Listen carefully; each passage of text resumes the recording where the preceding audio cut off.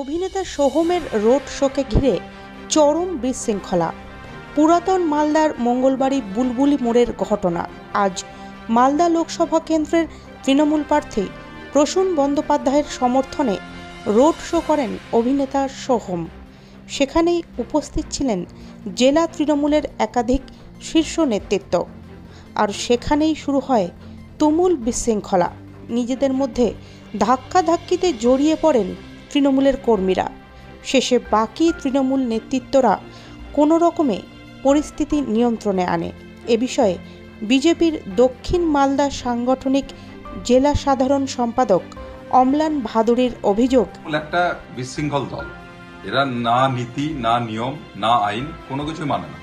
স্বাভাবিকভাবে র্যালি করছে, কারো মাথায় হেলমেট নেই, বিশৃঙ্খল ভাবে বাইক চালিয়ে যাচ্ছে। সাধারণ মানুষ যে কোনো সময় দুর্ঘটনা করতে পারে, কিন্তু পুলিশও চুপ করে আছে। পুলিশের তত্ত্বাবধানেই এই র্যালি হচ্ছে। স্বাভাবিকভাবেই এরা আইনকে বুড়ো আঙুল দেখিয়ে চলছে। কোনো রকম বিশৃঙ্খলা হয়নি। এত মানুষ এসেছিল, দূর থেকে মনে হচ্ছিল বিশৃঙ্খলা, আসলে তা নয়। এমনটাই দাবি জেলা তৃণমূল কংগ্রেসের সভাপতি আব্দুর রহিম বক্সের। না, খবরটা একেবারে সত্যি নয়।